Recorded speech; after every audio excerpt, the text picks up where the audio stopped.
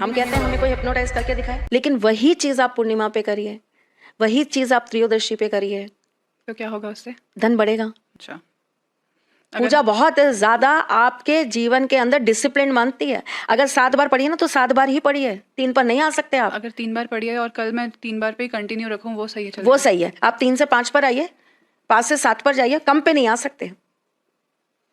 बढ़ते बढ़ते क्रम पे जाइए, घटते क्रम पे नहीं आ सकते। मंत्र हमेशा बढ़ाकर करिए। इसलिए लोग जब बोलते हैं ना मुझसे कि माँ हम 11 माला, मैं कहती हूँ एक माला, एक माला बेटा, एक माला से 2 पे, 2 से 3 पे, 3 से 4 पे, डोरी धीरे धीरे धीरे धीरे धीरे करके बढ़ाते जाएंगे ना। ये तो मन का मिलन है परमात्मा से। आनंद तो लीजिए उस पथ पे चलने का। आप पढ़ते हैं हनुमान चालीसा? मैं हनुमान बाबा का पाठ करती हूँ, पर मैं हनुमान चालीसा नहीं पढ़ती हूँ। मैं हनुमान बाबा का पाठ करती हूँ, सुंदरकांड होता है मेरे यहाँ पे, लेकिन मैं हनुमान चालीसा रेगुलर मैं प्रैक्टिस नहीं करती हूँ। बीइंग अ फीमेल मेरे कुछ दायरे हैं, मुझे पता है कि मैं उस चीज़ को कंटिन्यूअसली नहीं कर सकती हूँ। तो मेन जब होती हैं चीज़ें, जब तिथियाँ आती हैं या कोई वार होता है या हनुमान जी का कोई विशेष ही पर्व है, तब करते हैं। पर मैं कोई ऐसी चीज़ प्रैक्टिस नहीं करती जिसका मुझे पता है कि मैं उस चीज़ के लिए मैं अभी सज्ज नहीं हूँ। अभी आप एक कहानी बता रहे थे, कहानी नहीं, एक रिचुअल बता रहे थे कि कलश में चावल, उसमें पुष्प, हाँ, वो अमावस। आपने तो अमावस पे आप अगर उसे रखेंगे तो दिक्कत होगी ना, धन जाएगा घर से आने की बजाय। लेकिन वही चीज आप पूर्णिमा पे करिए, वही चीज आप त्रयोदशी पे करिए, तो क्या होगा उससे? धन बढ़ेगा, धन की प्राप्ति होगी। किसी अच्छे नक्षत्र पे करिए, पुष्य नक्षत्र पे रखिए। अभी आपका अक्षय तृतीया आने वाली है जी, अक्षय तृतीया पे करिए। ठीक है। और इसको पर्टिकुलर किसी जगह पे रखते हैं? North east.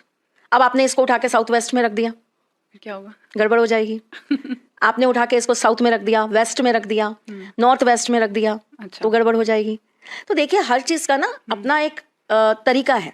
आप उसको जहां पर यूज कैसे कर रहे हैं, कब कर रहे हैं, किस तरीके से कर रहे हैं, फिर उसको एक एनर्जाइज कर रहे हैं कि नहीं कर रहे हैं, उसको आप चार्जिंग दे रहे हैं कि नहीं दे रहे हैं। अब इस ग्लास के पानी को मैं ऐसे ही रख दूंगी तो ये नॉर्मल पानी है, लेकिन इसी को मैंने एनर्जाइज करके आपको पिला दिया तो आपकी बड़ी से बड़ी रोगों को काटने की क्षमता इस पानी के अंदर है।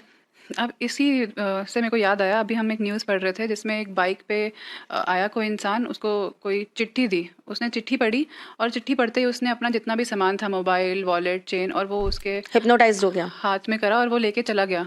हिप्नोटाइज्ड हो गया। इतना इजी है ये हिप्नोटाइज हाँ, करना, हाँ, इतना इजी कि बस हाँ, पेपर पढ़ के आप किसी को भी हिप्नोटाइज कर सकते हो। हाँ, बिल्कुल।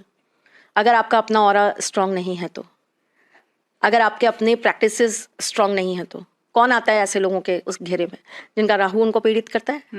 कौन आता है ऐसे घेरे में जिनका चंद्रमा नीच का होता है? कौन आता है ऐसे घेरे में जिनका सूर्य कहीं ना कहीं राहु के साथ या शनि के साथ संबंध बना रहा होता है?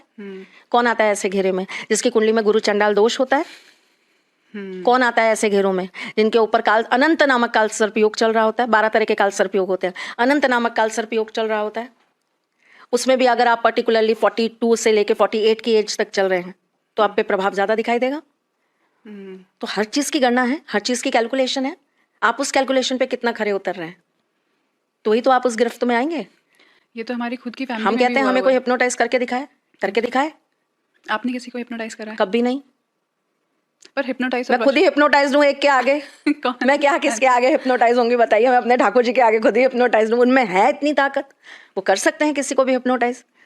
आप 10 मिनट बैठ तो जाइए, दरवाजा भी नहीं खुला होगा ना तो भी आप दीवानों की तरह उनके द्वार पे बैठे रहेंगे, बस एक झलक पाने के लिए। दिख जाए बस, दिख जाए बस, दिख जाए बस, पगड़ी दिख जाए बस, उनकी कंगन ही दिख जाए उनका। अरे दीवानगी का लेवल है उनके अंदर। तो वो है हिप्नोटिज्म।